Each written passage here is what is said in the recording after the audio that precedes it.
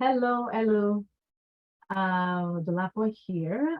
Thank you for subscribing to my channel. Um, Thank you for your comment. Thank you for still remaining as a subscriber because I've not been consistent here. I really appreciate. So for today's video, I'm going to be talking about how do I prepare for my Masters of Social Work um, degree, right? And I think this video is going to be relevant to students that are about to finish their Bachelors of Social Work, or people that are already practicing as a registered social worker already, or people that are in other career that is trying to switch career over and they are trying to do their masters in social work. So just in case you guys don't know, you don't need to have a bachelor's of social work to have a master's of social work degree. There's couple universities in Canada and in US and all over the world that can offer masters of social work without you having a bachelor's of social work degree. You just need to do your own personal research and figure out which university offers their own master's degree program without a bachelor's of social work. Okay, so how do I prepare to start a master's of social work?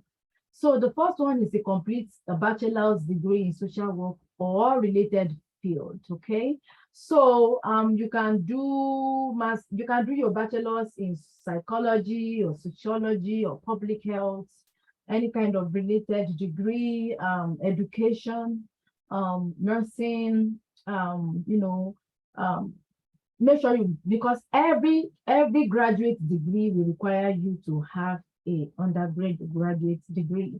It's just like if you want to start a PhD program, your PhD program is going to require a master's degree for them to give you an admission for a PhD degree, admission, for you to get an admission for a PhD program. So the first thing is to complete a 4-year undergraduate degree in social work or related field. So the second one is to pursue a master's degree in social work, which they call Master MSW or MSW equivalent program. So for you to pursue a master's degree, you need to get in, right? You can't just be on your bed and I got into a master's program in social work. So you need to apply, you need to do your personal research of which school you are going to apply for. For example, when I was doing my undergraduate, I already know that I was going to pursue a graduate degree. And for me, it is important for me to make that decision because it will help me to focus on my grade, to make sure that I have a very good grade for me to compete and get an admission, right? So I knew I was going to pursue an undergraduate degree. And um, so it's just the other question is kind of like which school? Is it going to be a thesis? How will I afford it? How will I pay? And stuff like that. Yeah, so you have to apply, you have to do your research, which school you want to apply, funding for that school, if there's scholarship available for you. Are you going to do a thesis? Does the thesis require you to move from where you are living to another state or city? Are you going to be doing a practicum option while you continue to work full time? Do you have to move for that? So there's going to be a lot of decisions that you would have to make that you have to narrow down that will help you to tell you which school you should apply for. If you plan to apply to if you would like to apply into multiple school, you need to know that each school will require you to pay for application fee. So most school charges $150 for application fee for admission. So if you're applying for 5 schools, that means you're going to be paying $150 times 5. And of course, that will increase your chances of getting into at least one school. But you do not have to apply into multiple schools to get an admission. So for me, I applied into one school and I just have it at the back of my mind that if I don't get into that into that year, I will try again and apply the following year. So, but lo and behold, I got in my first attempt and I was happy. Yeah, so do your research, figure out which school you want to go, and calculate the cost, how much it's going to cost you, and decide if you want to get a loan, government loan or bank loan, or maybe you want to pay cash from your pockets. Yeah. So the third thing that you want to plan is field hours. So field hours or thesis. So if you are doing research for your master's, you are going to pick a research topic. For example, maybe your population of interest is immigrants. You have to pick a research topic that will target that population. For example, your research question can be, why is there high child poverty among immigrants in Canada? So that is a research question. So the topic of your research is, child poverty as it relates to immigrant population. And if you're also doing a field, if you're doing a practicum, or they call it internship, you are going to have to do the coursework first, and then you would have to complete some hours at an agency of your choice, or an agency by your school choice, by the school.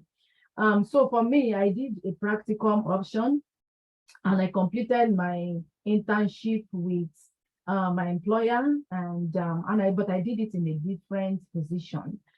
So make sure you figure out the requirements for your field hours.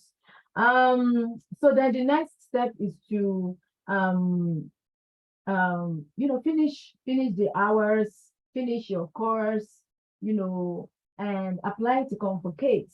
Make sure that you also meet friends in the program. Make sure you develop networking with professors and other students. It is really important because if you are planning to further on your education to PhD, then if you have some relationship, like a professional and academic relationship with some professor, you are able to use them for reference, academic reference. So that part will not be hard for you. So then you will apply to Convocation, because every school requires you to apply to Convocation. So when you apply to Convocation, they will get back to you. They will check to make sure that you have finished the requirements for the course. And then, you will get email from the school that you are eligible to Convocation. Make sure you apply for Convocation. If you don't apply at this time, you will get charged for late application or whatever. And then, just think about if you want to, do you want to make sure you attend your Convocation ceremony? So it's totally up to you. You can attend, you may not attend. If you don't attend, the school is going to send your diploma to your address. If you do attend, you have the opportunity to take pictures and celebrate your new success. So yeah, and then after you finish your Convocation, you can add to your designation MSW. You can also contact your provincial school of social work and tell them that you just completed your master's, and they will change it on their side that you have a MSW designation. Your workplace, you can also submit a diploma for your chances of your income going up. So you may still remain in the same position and your income can still go up because now you've had a graduate degree. So the next thing is just, you can remain in the same position, or you can switch to a leadership position, or you can be targeting other graduate level positions. For me, I am still in the same position because I don't think I'm applying for any job soon, because I really love what I'm doing for now. And I think I will still be there for the next year or so. But I'm also thinking about some advance continuing education. I'm trying to take courses that is targeted towards clinical supervision, as well as management and leadership courses.